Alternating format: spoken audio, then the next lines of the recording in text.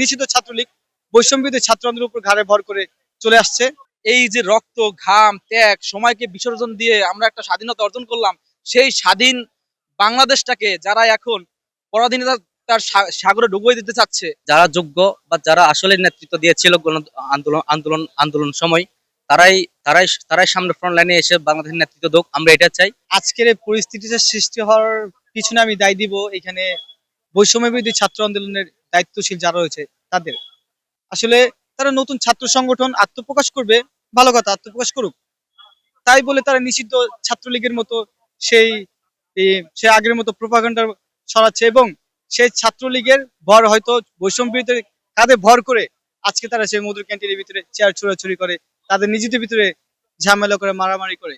তাহলে আমরা কি ধরে নিব যে এই ছাত্রলীগ, নিষিদ্ধ ছাত্রলীগ বৈষম্যবিরোধী ছাত্র আন্দোলনের উপর ঘাড়ে ভর করে চলে আসছে?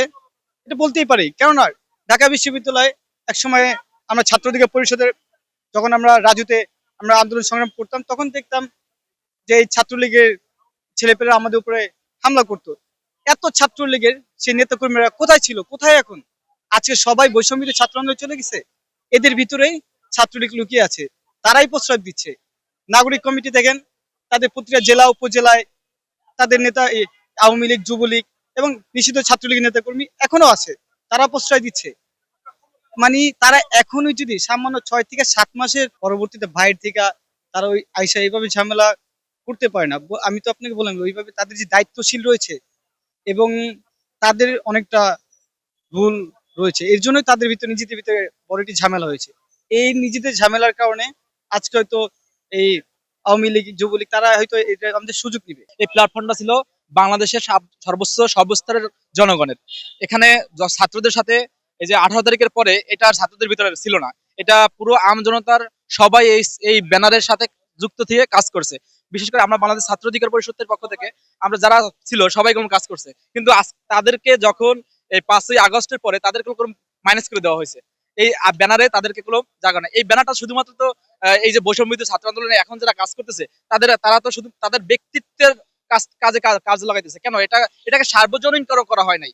এটাকে সার্বজনীন করলে তার এই আজকে এই পরিস্থিতি আসে না। এটা ভোটের মাধ্যমে, নির্বাচনের মাধ্যমে যদি যারা অংশগ্রহণ করেছেন এই বৈষম্যবিরোধী ছাত্র আন্দোলনের যে প্ল্যাটফর্মে যারা অংশগ্রহণ করেছেন, সমস্ত দলের এখানে নেতৃত্বরা ছিল, সবাইকে নিয়ে একটা যদি কাউন্সিল করতো, কাউন্সিল করে নেতৃত্ব নির্বাচন হতো, সেই ক্ষেত্রে আজকের এই যে চেয়ার ছোড়াছুরি, আজকের এই যে মারামারি, আজকের এইগুলো হতো না। বিশেষ করে আমি মোহাম্মদ হাসিফ মল্লিক, আমার উপরে আপনার বৈষম্য বিরোধী ছাত্র আন্দোলনের যে কার্যালয় আছে, সেখানে আমার উপর হামলা হয়েছে।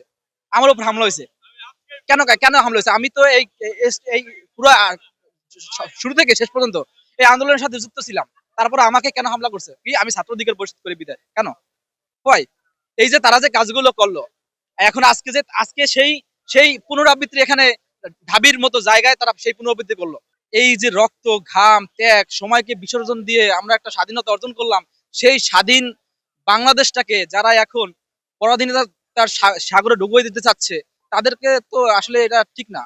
তাদেরকে বলবো অনতিবিলম্বে সবাইকে মিলে বসে, যারা এই আন্দোলনে যুক্ত ছিল, সবাই মিলে একত্রিত হয়ে একটি ছাত্র কাউন্সিল গঠন করা হোক।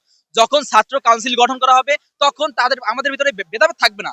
যখন কাউন্সিল গঠন হবে, দেখা যায় আমি একটা ভোট দিয়ে একটা নেতা নির্বাচিত করব, অন্য যে যে আসবে সে একটা ভোট দিয়ে নেতা নির্বাচিত করবে, সেক্ষেত্রে বৈষম্য থাকবে না, চেয়ার ছড়িয়ে থাকবে না, মারামিও থাকবে, হানানি থাকবে না। এই জন্য যত দ্রুত সম্ভব যে সমস্ত দলের সম্মুখ সমস্ত ছাত্র নেতৃত্ববৃন্দের মাধ্যমে একটা ছাত্র কাউন্সিল গঠন করা হোক জাতীয়ভাবে, যারা এই বৈষম্যবিরোধী ছাত্র আন্দোলনের ব্যানারে কাজ করছে, যেমন শিবির করছে, ছাত্র অধিকার পরিষদ করছে, ছাত্র আন্দোলন করছে, নাগরিক কমিটি যারা এই যে করছে, সবাইকে মিলে ছাত্র দল সবাই মিলে একটা ছাত্র কাউন্সিল করলে, যে যাদের মাধ্যমে সরকার এই যে সামনে যে নির্বাচন আসতেছে, সেই নির্বাচনে যারা তাদের মাধ্যমে যে ভূমিকা একটা পালন করতে পারে। আইন শৃঙ্খলা বাহিনীর যে একটা আজকে অবনতি, কেন আজকে এই অবনতি? যে যাদেরকে আমরা বসাইলাম, তারা উপদেষ্টা পদ থেকে তারা বহিষ্কার পদত্যাগ নিয়ে তারা এখন আমাদের সাথে রাজপথে, অবশ্যই তাদেরকে স্বাগতম জানাচ্ছি, তারা আসছে, কিন্তু আমরা তো তাকে একটা স্থান থেকে তাদেরকে বসাইছি, তাদের অনেক আশা ভরসা ছিল।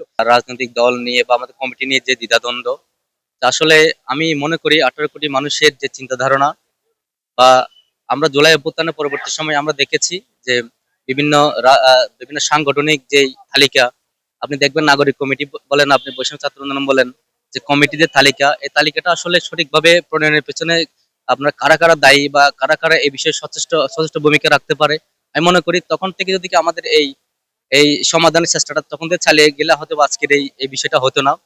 আমি মনে করি একটা বিষয় আপনাদের হয়তো বা আপনি সবাই জানেন, আহ, পৃথিবীর আজকের ঘটনাটা আমরা আসলে আমরা চাই না এরকম।